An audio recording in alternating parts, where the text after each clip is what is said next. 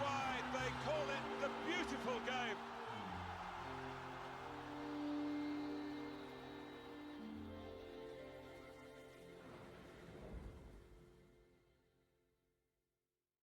Virtual footy fans will be pleased to know that FIFA 16 is once again a success as it continues to take small steps to add a layer of polish to an already shining achievement. Though some of its inclusions are more cosmetic than practical, it's the improvement to the fundamental gameplay that makes this year's FIFA worth your attention. Last year, I commended FIFA 15 for its gorgeous presentation, refined gameplay, and enjoyable skills games. This year, though, FIFA 16 builds on each aspect to demonstrate that this iteration is more than just a roster update. The focus this year is on the defense. When controlling a defender, the player has far more control in the finer movements to properly attack the opponents. In previous years, it felt as if defenders could only keep up when moving at full speed, and this led to over-pursuing attackers who could more easily change their direction. Not only are defenders far more agile this year, they also have new tools to counter talented ball carriers. A fake tackle can force opposing players to react prematurely, and the ability to control the length of a slide tackle allows players to rebound quicker after a poor attempt. These adjustments to the defense make trying to stop the opponent from scoring almost as fun as it is to try and score yourself. Not to be forgotten are the new skills that have been added when carrying the ball to counter these now improved defenders. No-touch dribbling allows players to temporarily separate themselves from the ball to perform special skill moves and more easily change direction. Players also have the ability to modify their pass by increasing the power at the cost of control. The pass will get to its target much quicker, but the receiving player will have a much more difficult touch to gain control, creating an opening for a defender to pounce. However, elite stars will be able to receive these passes much cleaner, emphasizing the value of talented players. This aggressive pass is critical to attacking the new AI, which has been much improved. An emphasis on interception intelligence makes defenders more effectively make a cut on a poor pass to steal a possession. Recent FIFAs were composed primarily of fast breaks and even faster counters when players have been lucky enough to get the ball back. This year, the game is primarily won and lost in the midfield.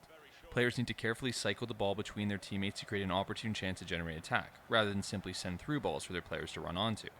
This makes goals feel more rewarding when you can find the chink in the armor of the opposing team, and makes great strides to a more realistic simulation rather than an arcade-style game. The skills game mode that I gave high praise to last year is back. It is still an entertaining way to practice various techniques, with a fun leaderboard element that gives it an addictive quality to boot. My biggest gripe last year was that though the various skills were fun to master, there was no context to how the skills were applied in-game, something that FIFA's cousin, Madden 16, does very well. Thankfully, the new FIFA trainer gives you the option to overlay a graphic above your controlled player that offers prompts to remind you of various controls. The user can set this to automatically adapt to player's ability. They also have a chance to easily cycle through the 6 levels mid-game using the directional pad. This is an incredible tool for newcomers and vets alike, giving the context to more complex controls that was sorely missing in the minigame mode. Little has changed in the presentation department. The commentating team of Martin Tyler and Alan Smith are still the best in the business, with natural banter that does not try to be overly specific at the cost of accuracy. The graphics are impressive, even if they are hard to appreciate in the default camera view. An added incentive to score is to see the beautiful replays that make the more subtle details pop, such as jersey tugs and spectacular dribbles. Menus are slick and do not chug like many next-gen games. This carries over to the various online modes, none of which I experienced performance issues, albeit with limited pre-release player base. All of last year's modes are back, including Career, Tournament, and the divisive Ultimate Team mode that undeniably gives advantages to those willing to fork over real cash to purchase packs of cards used to bolster online squads. An addition to the mode is FIFA Ultimate Draft. Similar to Madden 16's new Draft Champions mode, this mode allows players to build a team by selecting one of 5 randomly chosen players at each position. You can then take your newly built team into an offline or online mode where you can play until you lose or win 4 straight matches. You're then rewarded with card packs based on your success.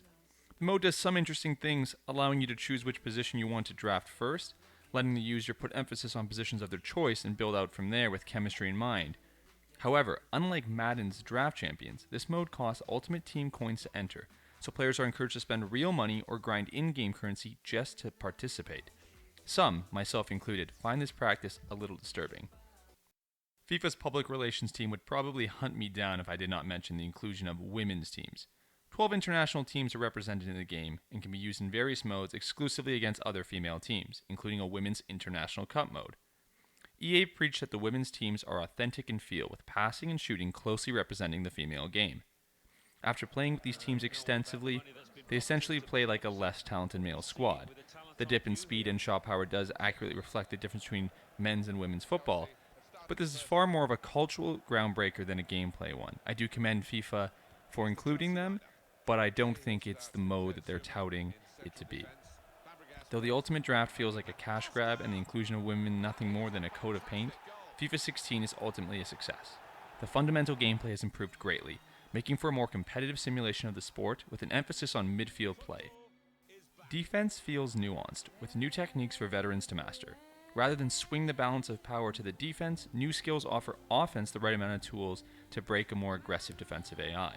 All of this is beautifully packaged with excellent presentation and a suite of modes that will undoubtedly consume hundreds of hours for FIFA faithful. The beautiful game is not to be missed in FIFA 16. Covering the Spread Sports gives FIFA 16 an 8.5 out of 10.